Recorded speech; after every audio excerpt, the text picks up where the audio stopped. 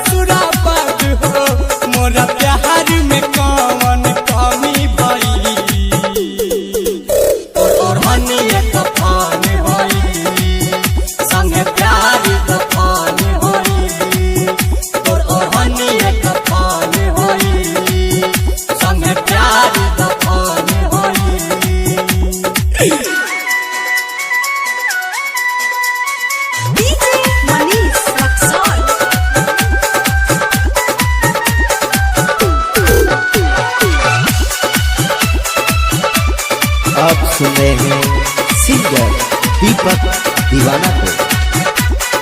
Presents by Unique Films।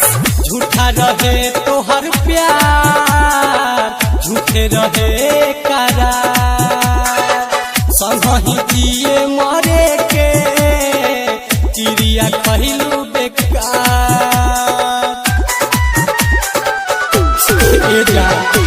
झूठा रहे तो हर प्यार, झूठे रहे करार, संगहि जिए मरे के चिड़िया कहलू बेकार।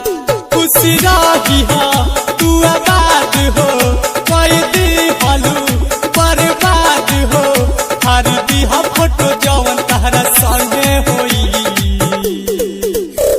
और हनिया कफन होई, संगे प्यार कफन होई और हनिया कफन होई, संगे प्यार कफन होई।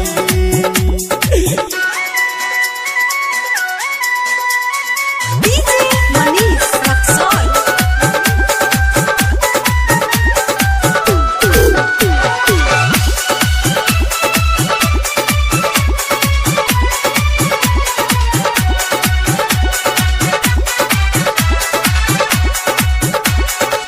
कोई तो हपे विश्वास, तोरा दिहलू हमारा, तू बताव कहाँ जाए अब तो बनी जिंदा लाश। कोई तो हपे विश्वास,